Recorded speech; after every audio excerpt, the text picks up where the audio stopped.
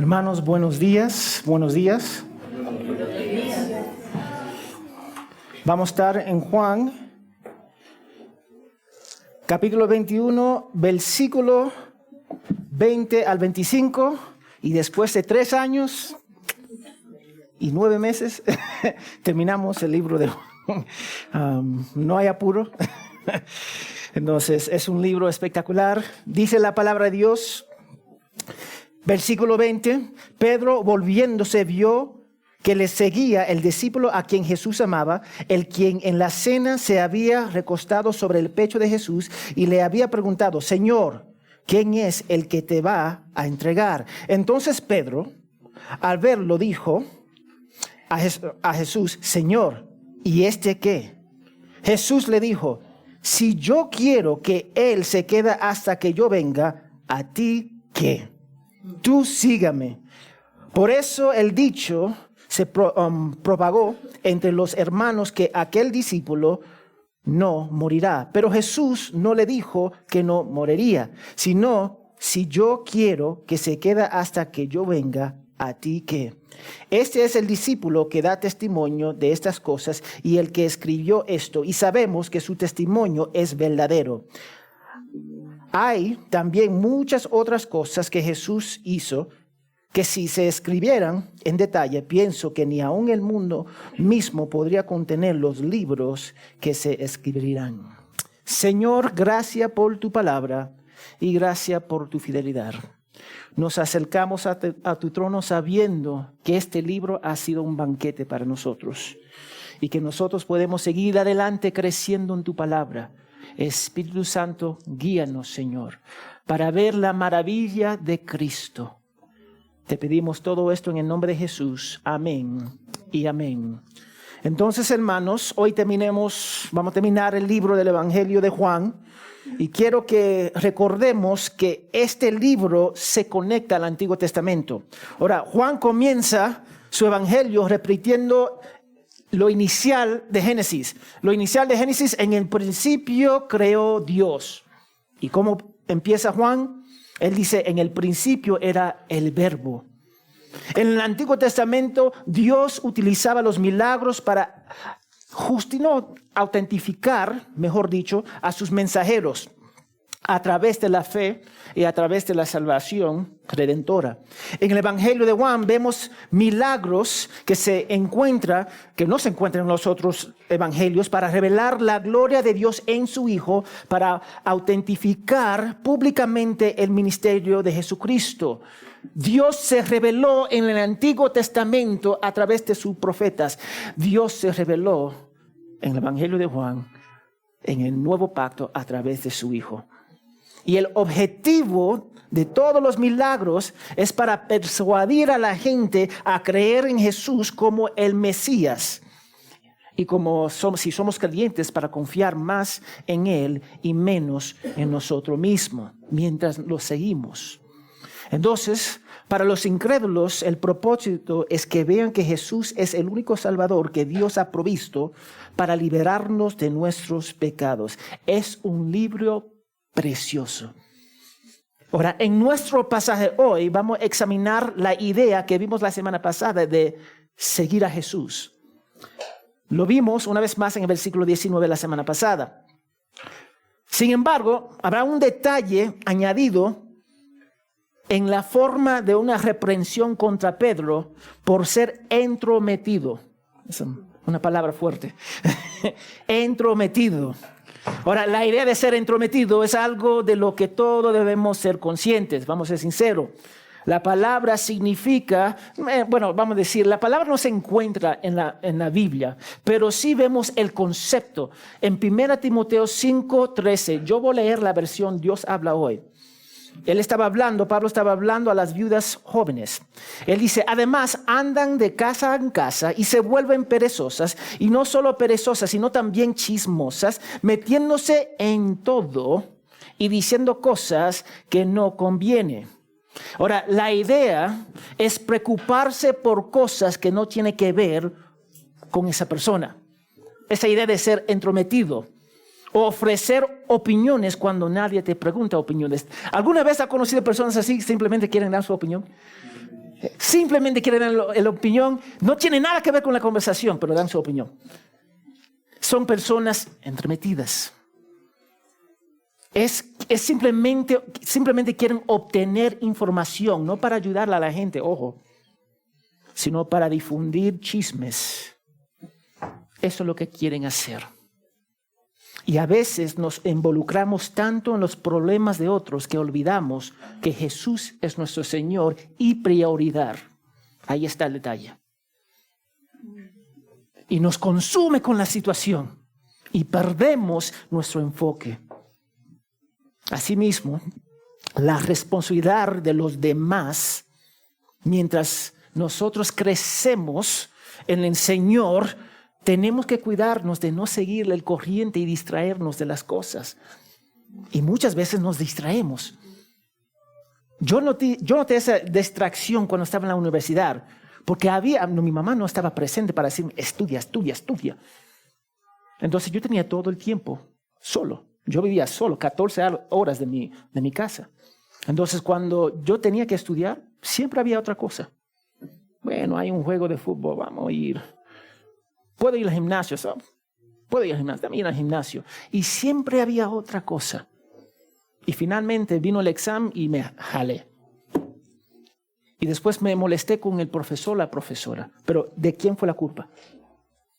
La mía, por ser distraído. Y muchas veces nos consumimos con la situación. Nosotros asumimos la responsabilidad de los demás como es la nuestra, mientras ignoramos nuestra llamada de seguir a Jesús. Lo vemos con las madres.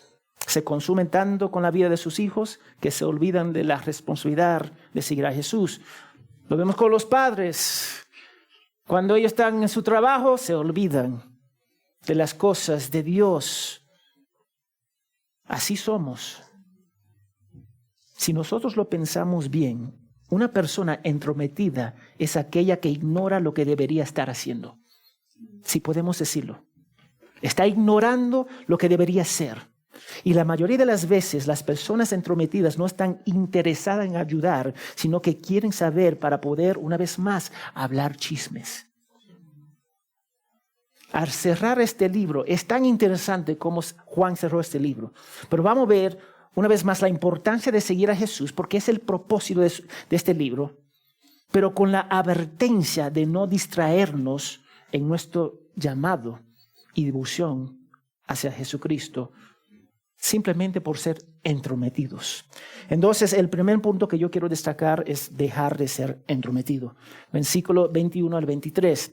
Ahora, en versículo 20, vemos que Pedro y Jesús comenzaron a caminar. Y detrás de ellos iba el apóstol a quien Jesús amaba, que le preguntó en el capítulo 13, mientras se apoyaba en el pecho de Cristo, ¿quién es que te va a entregar?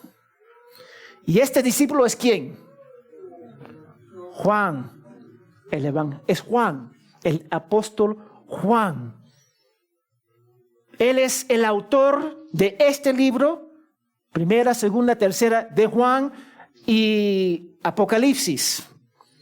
Juan, en su evangelio, nunca se nombra a sí mismo, lo vimos al inicial, pero hace 3 años, y principalmente se refiere a aquel a quien Jesús amaba. El hecho de que Juan se refiere a sí mismo así y no da detalles más sobre eso, solamente detalles, describe sus acciones, describe lo que él hizo, describe sus sentimientos hacia su Señor. Pero eso da validez a esta carta, da validez que él escribió este libro. Esa información era común para los 11 apóstoles. Especialmente el círculo íntimo de Jesús. Ellos sabían que se refería a Juan. El resto del mundo no. Entonces me imagino que le enseñaron al resto del mundo. Aquel apóstol en cual Cristo amó es Juan. Entonces eso dio validez a esta carta. Ahora, nosotros podemos ver cosas así porque a veces, de vez en cuando tengo que sacarme certificado de matrimonio. Mi certificado de matrimonio da validez que 2 personas se casaron, ¿sí o no? Ahora, el hecho que no saco ese certificado, ¿significa que no estoy casado o no casado? No, estoy casado, ahí muere. No hay otra cosa. El certificado simplemente da validez, que lo que yo digo es real. Entonces, da validez, ¿cómo se refiere Juan? Que él escribió este libro. Y cada país, nosotros tenemos que dar validez. ¿Cuántos de nosotros somos profesionales? Los que son profesionales tenían que cumplir todos los requisitos, ¿no?, del país para ser profesional. Y finalmente te dan tu licencia con tu nombre que dice que tú eres profesional. Y eso da validez de tu profesión. Así que tenemos al apóstol Juan identificándose indirectamente por ser humilde. Ojo, simplemente por ser humilde. Y Jesús le dijo a Pedro que iba a ser martirizado en el versículo 18. Esa información está en su corazón y está en su mente.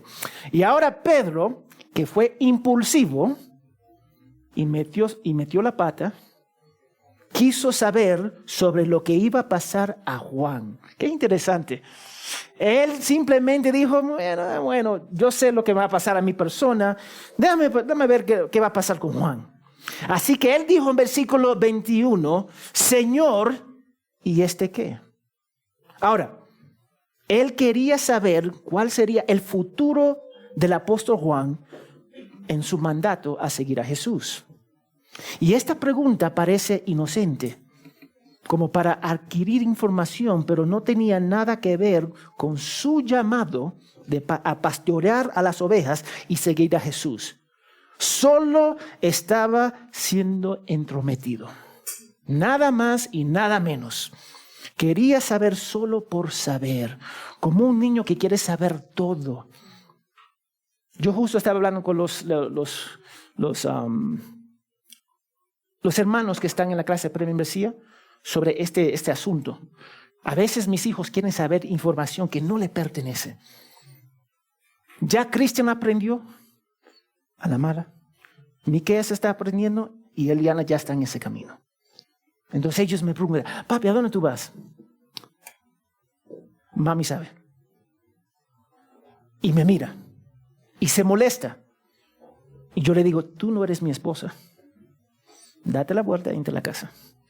Ahora, suena duro, pero él no le pertenece. Ahora, si mi esposa me pregunte a dónde voy, acá está el horario, mira dónde entro, mira dónde salgo, mi celular, puede poner GPS en mi celular. Ven. Porque es mi esposa. Pero algunas cosas no le pertenecen a mis hijos. Y eso está bien, no tenemos que darle toda la información a nuestros hijos. Pero también deberíamos darle la información que ellos necesitan para seguir adelante. Entonces, acá tenemos Pedro haciendo una pregunta. ¿Qué va a pasar con él acá? A Juan. Simplemente para saber lo que no le pertenecía. Y a veces nos perdemos tratando de saber cosas que no nos pertenecen. Yo he escuchado, ¿cuándo viene Jesús? Yo no sé. ¿Cuándo voy a morir? No soy Dios. ¿Con quién me voy a casar? No soy tu persona. Hay cosas que no me pertenecen a mí. Solamente le pertenece a Dios. Las cosas que Dios nos ha revelado es para nosotros. Este libro es para nosotros. Pero hay algunas cosas que no es para nosotros. Y tenemos que entender eso y respetar eso. Así que Jesús reprendió a Pedro amorosamente, pero lo reprendió. En el versículo 22, mira lo que dijo. Si yo quiero que él se queda hasta que yo venga, ¿a ti qué? Suena fuerte, ¿no? Suena fuerte. Ahora, la gente tiene la tendencia de irse por extremos. Somos así. O queremos saber todo o no queremos saber nada. ¿Sí o no? Conocemos personas. No quiero saber, por favor, no me diga nada, Y personas que están, wow, mira, y sacan su celular para grabar. Dime qué está pasando. Somos así, somos de personas de extremos. Y muchas veces eso nos causa daño. Y debemos tener cuidado de no caer en ninguno de los extremos. Pero también tenemos que ver lo que dice la palabra de Dios. Vamos a Filipenses capítulo 2, versículo 3b al 4. No voy a leer todo el 3, pero parte. Dice Filipenses capítulo 2, versículo 3, parte de 3 y 4. Cada uno de ustedes considera al otro como más importante que a sí mismo, no buscando cada uno sus propios intereses, sino más bien los intereses de los demás. Entonces yo debería estar preocupado por mis hermanos. Eso es parte de. Ahora vamos a Tesalonicenses, 1 Tesalonicenses 4, 11 al 12. 1 Tesalonicenses 4, 11 al 12. Que se dice, tenga por su ambición el llevar una vida tranquila y se ocupen en sus propios asuntos y trabajan con sus manos, tal como los hemos mandado, a fin de que se conduzca honradamente para con los de afuera, no tenga necesidad de nada. Mira, estamos llamados a vivir vidas tranquilas, pero también estamos llamados para preocuparnos por nuestros hermanos. Tenemos que encontrar ese punto medio y no ir al extremo. Y eso es el punto. Yo tengo que preocuparme por mi hijo, que no está conmigo ahora. Yo me preocupo por él, pero también le doy su espacio. Porque ya es adulto, es hombre. Ahora, él me llama una vez a la semana, él llama a su mamá todos los días. Pero aún yo le di ese consejo. Hijo, me puede llamar una vez a la semana, pero a tu mamá todos los días. Amén. Eso fue mi consejo a mi hijo. Yo quiero saber lo que está pasando con él, pero también tengo que darle su espacio. Ahora, a veces me caigo en la trampa de simplemente querer información para querer información. Y debemos aprender y mantener eso en nuestra conciencia. La idea de amar a Dios sobre todas las cosas y la idea de amar a nuestros hermanos sin ser entrometidos en sus vidas. Pero siempre, y cuando yo digo entrometidos, es la idea de perder nuestro enfoque de seguir a Cristo. Esa es la idea acá. Pedro no necesitaba saber lo que iba a pasar con Juan.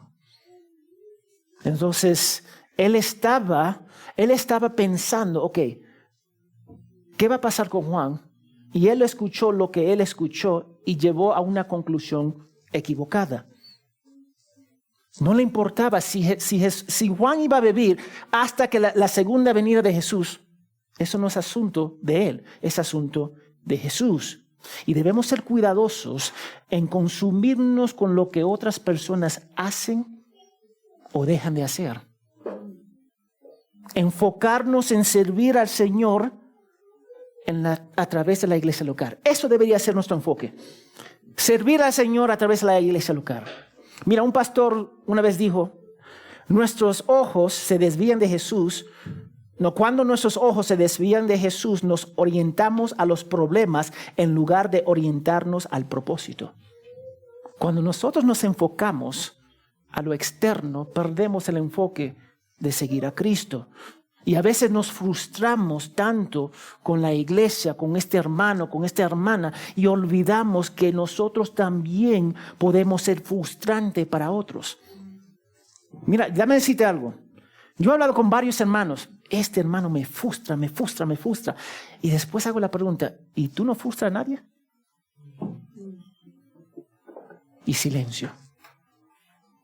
Porque nosotros no tenemos esa tendencia de pensar en nosotros mismos, frustrando a otros. No tenemos esa conciencia, esa mente, esa mentalidad. Cuando yo le pregunto a mi mamá 50 veces cuando era niño, ma, ¿puedo salir con mis amigos? Déjame, por favor.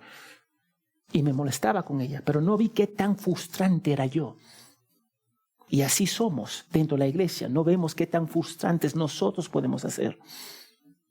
Entonces nosotros tenemos que cuidarnos. Tenemos que ocuparnos por nuestros hermanos, sí. Pero si esa preocupación nos quita la vista de Jesús, estamos mal. Entonces Jesús les recordó al final del versículo 22, yo creo que es. Él dice, sígame. No me veo si es 22. Sí, 22, sígame. Y esta es una verdad fundamental en la vida de un creyente. La dedicación de Pedro debería haber estado en su llamado y devoción a Jesús, no preocupándose por lo que iba a pasar por el apóstol Juan. Era un hombre entremetido, era un hombre impulsivo. Y lo vemos, pero aún así era hijo de Dios. No se olviden eso. Pedro era hijo de Dios. Entonces Jesús dice, sígame, sígame. Entonces, cuando Jesús dijo, si yo quiero que Él se quede hasta que yo venga, en el griego tiene la idea de permanecer vivo. Piensa en esto, que Juan iba a permanecer vivo todo ese tiempo. Ahora, ¿Cristo ha regresado? No. Entonces Juan iba a tener 2000 y pico años. Eso como lo entendió Pedro. Pedro no, eso es lo que él captó, pero él no entendió. Él no entendió que esa declaración iba a circular un rumor, y lo vemos en versículo 23. Mira el versículo 23. Por eso el dicho se, ¿qué? Propagó entre los hermanos que aquel discípulo no moriría. Qué interesante. Ahora, nosotros escuchamos eso y tranquilo, no nos molesta. Pero ¿de dónde salió ese rumor? Amén, Pedro. ¿Por qué podemos decir eso? Es la única persona que está hablando con Jesús. Entonces fue Pedro que empezó ese rumor. Y nosotros, Pedro no se dio cuenta, muchas veces nosotros no nos damos cuenta, pero él no se dio cuenta de la magnitud de ese rumor. Él no comprendió las palabras, la conclusión final de ese rumor. Dame darte un ejemplo. Vamos a pensar, estamos en la época de Jesús, y hay un rumor que dice que Juan no va a morir hasta la segunda venida de Jesús. Cuando muere Juan, ¿qué iba a pasar con muchos cristianos? Van a decepcionados. Iban a ser totalmente decepcionados. Ya vino Jesús. Me quedé. Esa era la conclusión lógica del rumor de Pedro. Pero para él, tranquilo. Él no se dio cuenta. Eso iba a llevar a una crisis de fe para muchos creyentes en la iglesia primitiva, porque definitivamente Juan murió. Así que el deseo de Pedro de ser entremetido causó un rumor que podía afectar negativamente la fe de otros. Ahora, ¿él estaba pensando en eso? No. Y muchos de nosotros no pensamos en eso tampoco. Pero debemos tener cuidado al centrarnos en cosas que no nos pertenecen. No nos pertenecen. Porque podemos causar daño y perder la vista de nuestro llamado de seguir a Cristo y seguir la tarea que Él nos ha dado dentro del contexto de la iglesia local. Yo me recuerdo cuando tenía 11, 12 años. El novio de mi hermana tenía una moto espectacular. Y yo soy amante de motos. Y yo toqué la moto y ese hombre me reprendió. Y yo me asusté. Era un hombre enorme. Y me molesté con él. Como adulto ya yo entendí lo que él hizo fue correcto, pero era una máquina bien costosa. Pero yo, ¿qué? Haciendo preguntas, deja de tocar eso. Me ofendió. Pero era necesario, porque no tenía nada que ver conmigo. Y yo aprendí algo bien importante ese día. Yo tengo que dejar de ser entrometido. Pero me cuesta, porque yo hago muchas preguntas y mi familia lo conoce. Entonces Juan tuvo que matar ese rumor. Él tuvo que matar ese rumor porque comprendió lo que implicaba ese rumor. Entonces, en el poder del Espíritu Santo, Él lo aclaró. Porque los malentendidos pueden causar una vez más grandes peligros en la fe. Yo te voy a dar un ejemplo. Los mormones. ¿Qué dicen los mormones? Los mormones dicen que Jesús es la creación, el Hijo espiritual del Dios Madre y Dios Padre. ¿Eso es cierto? No. Los testigos de Jehová creen que Jesús fue creado como un ángel. Y un ángel bien específico, Miguel. Entonces Jesús era el ángel Miguel antes que el mundo fuera formado. ¿Eso es cierto? No. La declaración doctrinal de los adventistas, ojo, mira lo que dicen los adventistas. En 1844, al final del periodo profético de 2300 días, Cristo entró en la segunda y última fase de su ministerio expiatorio. ¿Eso es cierto? No. Ahora, la mayoría de la gente no sabe eso, porque si tú vas al sitio web lo vas a encontrar. Pero el error doctrinal puede causar un gran daño al cuerpo de Cristo. Y nosotros no nos damos cuenta. Hablamos cosas que son tonterías, no dando cuenta que puede lastimar a nuestro hermano, a nuestra hermana, y seguir. Entonces nosotros tenemos que entender cuán nuestras palabras, medir nuestras palabras, porque hay iglesias que dicen que Dios es amor. Hay iglesias con el nombre de la iglesia es Dios es amor. Y entonces en amor tolera todo tipo de pecado. ¿Eso es bíblico? No. Entonces nosotros tenemos que ver lo que nosotros hablamos, porque en ser entrometidos podemos causar daño.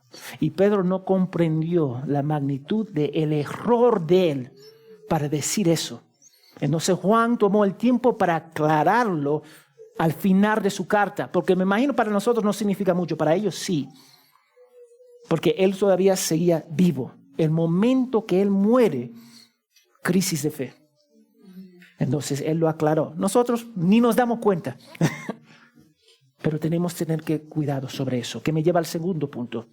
El testimonio de Juan. El versículo 24 al 25. Para verificar lo que él dijo en versículo 23, Juan escribió el versículo 24, que dice: este es el discípulo que da testimonio de estas cosas, el que escribió esto, y sabemos que su testimonio es que verdadero. Al concluir la carta, inspirado por el Espíritu Santo, Juan quiso demostrar lo que estaba escrito en esta epístola era válido, auténtico para los que iban a leerla. Él tuvo que hacer eso porque había falsos profetas, aún en la iglesia primitiva, que decían ser parte del rebaño de Cristo, pero no lo eran. Vamos a 2 Corintios 11, 13 al 15, por favor. 2 Corintios 11, 13 al 15. Yo lo voy a leer en Dios habla hoy, que es la versión católica. Mira lo que dice. Pues no son más que falsos apóstoles, engañadores, que se disfrazan de apóstoles de Cristo. Y esto no es nada raro, ya que Satanás mismo se disfraza de ángel de luz. Por eso resulta muy natural que sus servidores pretenden aparecer como defensores de la justicia. Implícitamente, yo quiero que ustedes entiendan, también había cartas falsas escritas por ahí. Implícitamente. Si tú lees la historia, tú vas a leer que habían algunas falsas cartas, el Evangelio de Judas. Vamos a encontrar libros que en realidad tenemos hoy día que dicen que son evangelios, pero no son evangelios. Y la iglesia primitiva, en sus concilios, llegaron a esa conclusión, porque contradicen todo el resto de la Biblia. Pero había cartas que eran falsos y él tenía que decir, mira, lo que yo estoy escribiendo es 100% verdadero. Entonces, él quiere decir, él estaba diciendo, mejor dicho, que él era testigo personal de lo que Jesús hizo. Testigo personal.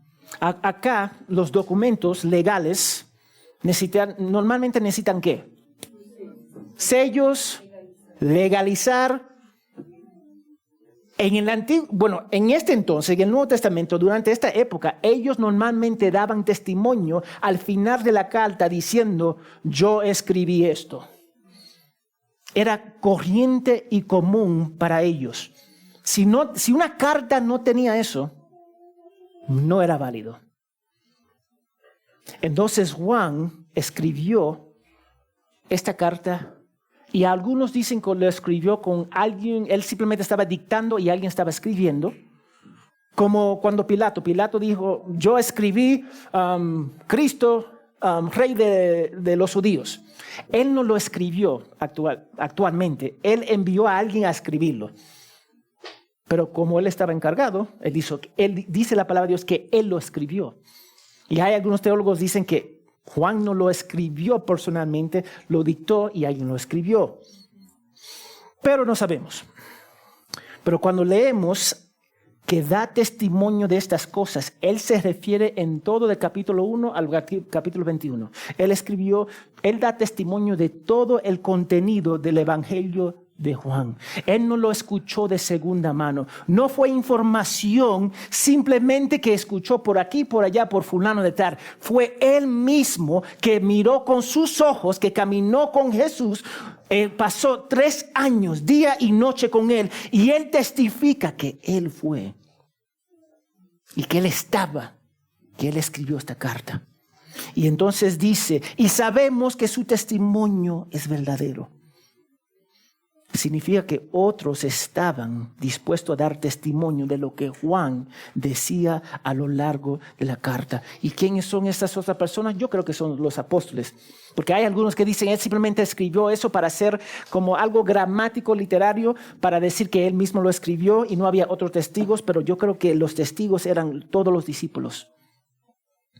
Y él cierra la carta diciendo, el 25, y también muchas otras cosas Jesús hizo que se escribieron en detalle. Pienso que ni aún el mundo mismo podría contener los libros que se escribían.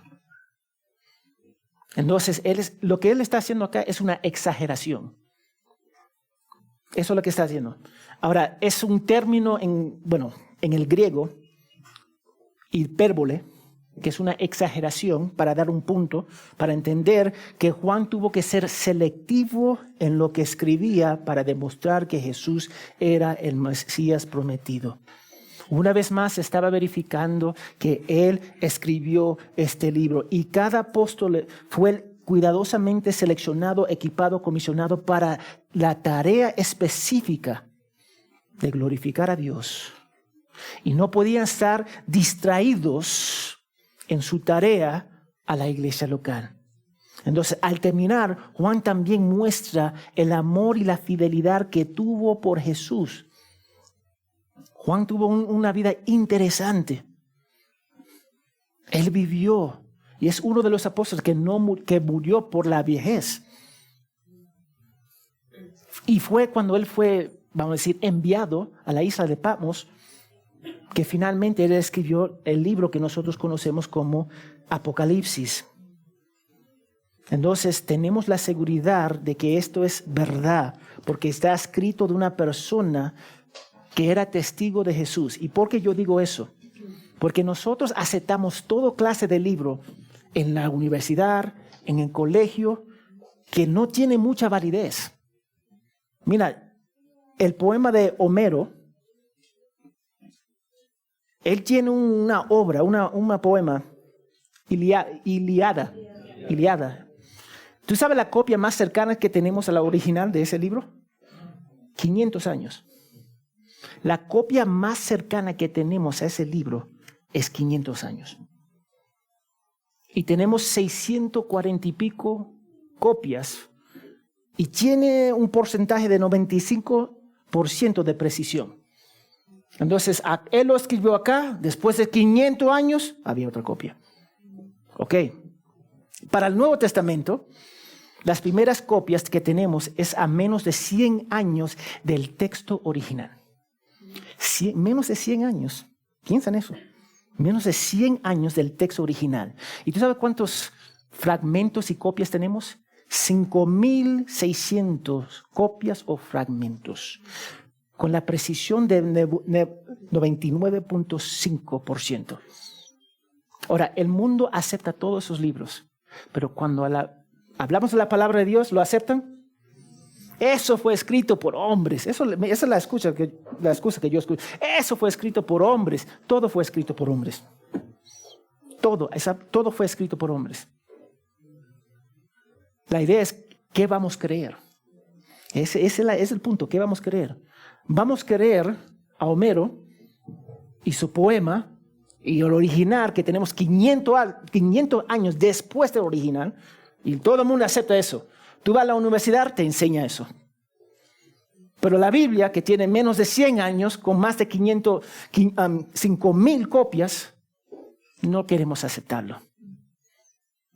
Y eso no es coincidencia, hermanos. Es porque el mundo odia las cosas de Dios. Él escribió esta carta para que nosotros podamos acercarnos al Señor. Entonces, ¿qué significa todo esto para nosotros? Cuando nosotros pensamos en seguir a Cristo, en la práctica nuestra tendencia es seguirlo como nosotros queremos, según nuestra cultura, nuestras circunstancias, etcétera, etcétera, etcétera. Entonces, seguir a Jesús no significa que Él nos sigue como nosotros deseamos. No significa eso. Nosotros no somos el Señor de Él. Sí, Él es el Señor de nosotros. Jesús no es mi Señor. Señor, haga esto. Esa es la idea. Yo no quiero someter a Jesús a mis deseos y tengo que tener cuidado sobre eso, porque muchas veces queremos someter al Señor a nuestros deseos. Él es el Señor de nosotros, no viceversa. Nosotros no somos el Señor de Él para decir, vamos a hacer esto. Él nos ordena para seguirlo y Él desea que nosotros le seguimos como Él desea, según su palabra, para la gloria del Padre. Porque Él sabe exactamente lo que nosotros necesitamos.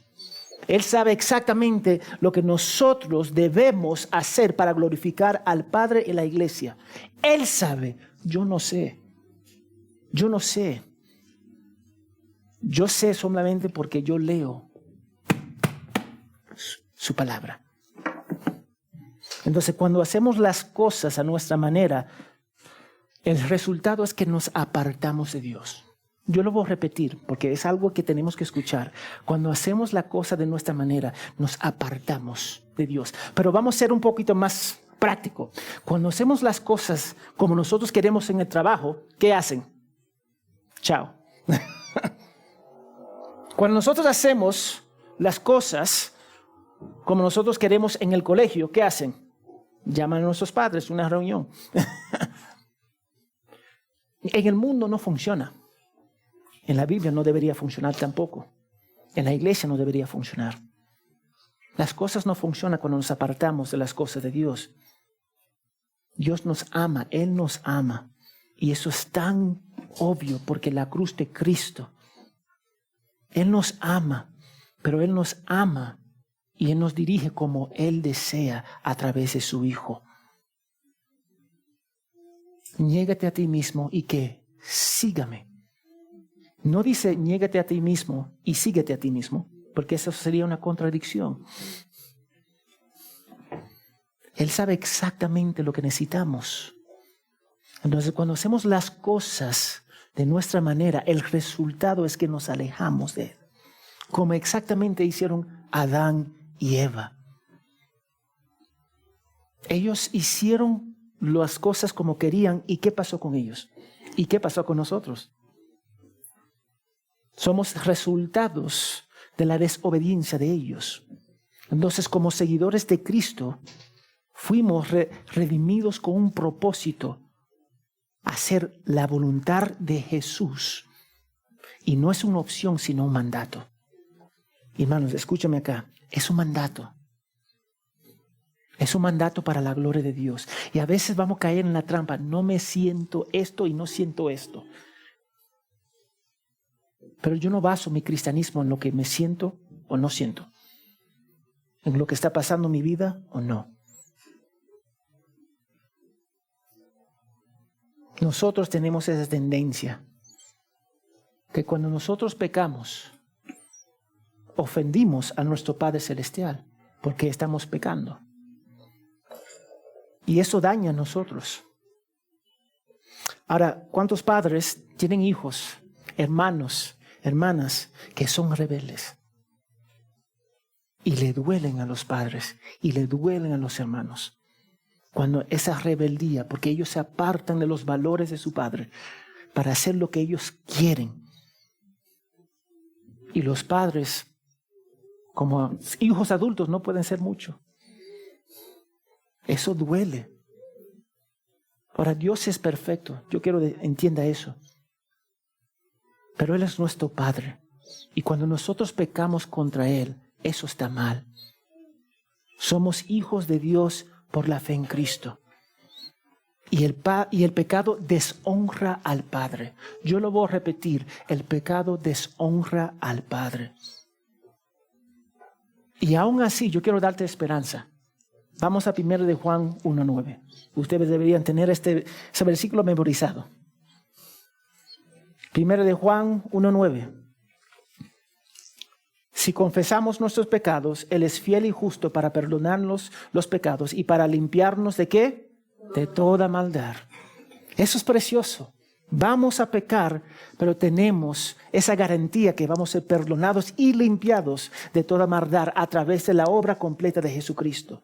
Nuestro gozo debe ser seguir a Jesús como se describe en la Biblia y dejar de hacer las cosas de nuestra manera. Y tenemos que cuidarnos, hermanos. Porque hay algunos hermanos en la iglesia que le encanta evangelizar, pero no oran. Hay algunos hermanos que le encanta la palabra de Dios y lo leen todos los días, pero no vienen a la iglesia. Podemos caer en la trampa de vivir nuestro cristianismo como queremos. No funciona así. No funciona así afuera del mundo y no funciona dentro de la iglesia local. Porque nosotros estamos llamados a glorificar al Padre. Y eso a veces es difícil. Y el punto yo creo que ustedes captan es que podemos perdernos en haciendo otras cosas. Podemos perdernos en hacer otras cosas.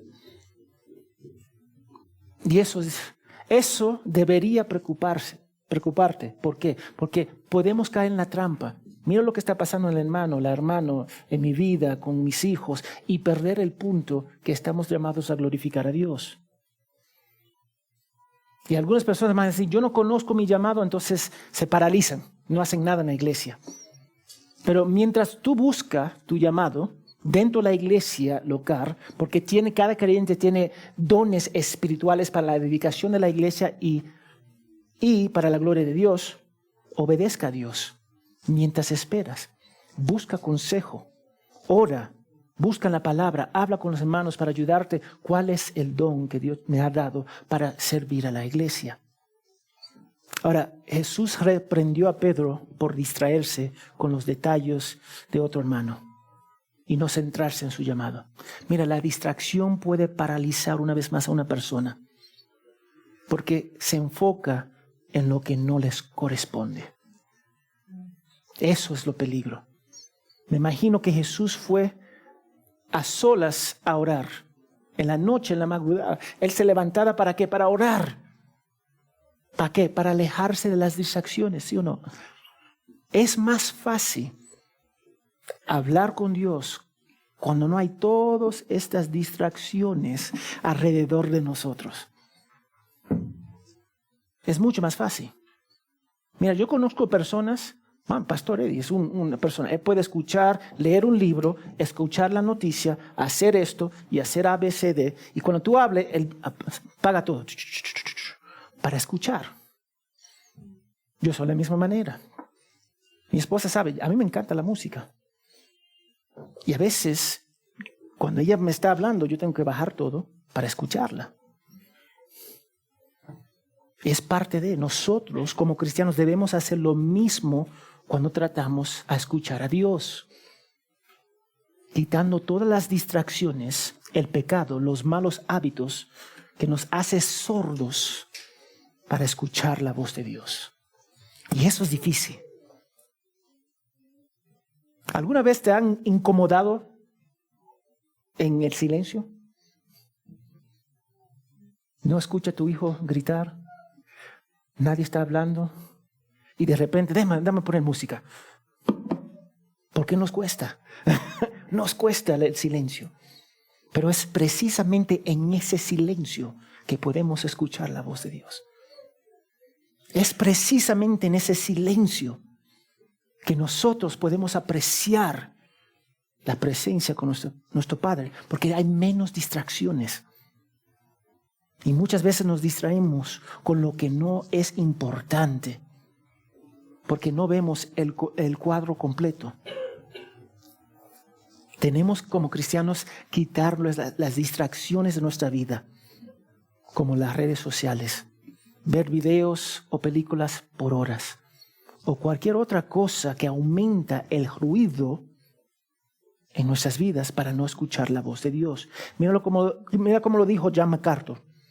Él afirmó: el peso de tantas responsabilidades y distracciones, incluso las que merecen la pena, tiene un efecto aplastante en la relación de una persona con Cristo. Arruina nuestro gusto por las cosas espirituales, suprime nuestra pasión por el servicio espiritual, sofoca nuestra pasión por buscar a Dios y la relación íntima que Él ofrece. Todo esto muele nuestra alma. Eventualmente, seguir a Jesús comienza a perder su brillo. Las bendiciones y las alegrías de caminar con Él son desplazadas por una mirada de pequeños detalles en la vida. Dejamos de ver la grandeza de Dios por enfocarnos en los detalles de la vida. Y es cierto, nosotros caemos en ese error. Y tenemos que cuidarnos porque podemos no enfocarnos en Dios, no enfocarnos en Cristo. Porque finalmente, cuando nuestra vida termina, ¿con quién vamos a estar enfrente de quién? De Dios. ¿Vamos a estar con todas las distracciones? No, vamos a estar con Él. Y lo precioso es que Él va a decir: mi hijo, mi hija, entra, porque ve la perfección de Cristo en ti. Pero lo que no consideramos es cómo usamos el tiempo que Él nos ha dado como redimidos para recibir nuestra recompensa. No lo pensamos. Simplemente pensamos de ser creyentes es suficiente, pero no somos llamados para hacer nada. Somos llamados para no distraernos y seguir ese camino para la gloria de Dios. Y tú sabes algo, podemos hacerlo. ¿Tú sabes por qué podemos hacerlo? Porque el Espíritu Santo mora en nosotros. Amén. Yo te animo, evalúa cuántas distracciones hay en tu vida. Y de vez en cuando, levántate temprano. Vete a caminar a un lugar tranquilo. En tu casa tú puedes estar solo, sola, sin distracciones, sin música, y escucha. Paga tu celular y escucha, nada más, nada menos. Y para los incrédulos acá que no conocen a Jesús, tienen la opción de seguir a Jesús, como Él dice: sígame, o continuar haciendo lo que tú quieres hacer. Pero sepas, si tú continúas haciendo lo que tú quieres hacer, estás rechazando a Jesús. Y está diciendo que eres hijo del diablo y está en el camino ancho que lleva a la destrucción. Y es una realidad horrible saber que eres enemigo del Dios vivo. El Evangelio no se trata de ir a la iglesia o hacer cosas religiosas. Se trata de una relación que tú tienes con el Padre a través del Hijo. Eso es el Evangelio, reconociendo que tú eres pecador en frente de un Dios santo. Y después sometiéndote a la única opción que Él envía para salvarte, que es Jesucristo. Recuerda, este libro es para que las personas crean que Jesús es el Mesías y que se sometan a Él. No a mi persona, que se someta a Cristo, porque finalmente tú vas a estar enfrente de Él. Y si tú no tienes la perfección de Cristo, vas a ser condenado por toda la eternidad. Hoy es la opción de arrepentirte y creer en Él. Todo lo que tú tienes que hacer es creer, arrepentirte y creer, y serás salvo. Señor, gracias por tu fidelidad y gracias por tu palabra. Guíanos, Señor, a través de tu palabra para someterte a ti. Señor, gracias por este libro precioso, Señor, que nos muestra que Cristo es el Mesías y que en Él tú te revelas. Que nosotros, como creyentes, podemos apreciar más la cruz de Cristo en nuestras vidas, aplicarla más. Y ayúdanos, Señor, para quitar las distracciones en nuestra vida. Gracias, Padre, por tu fidelidad. En el nombre de Jesús. Amén y amén.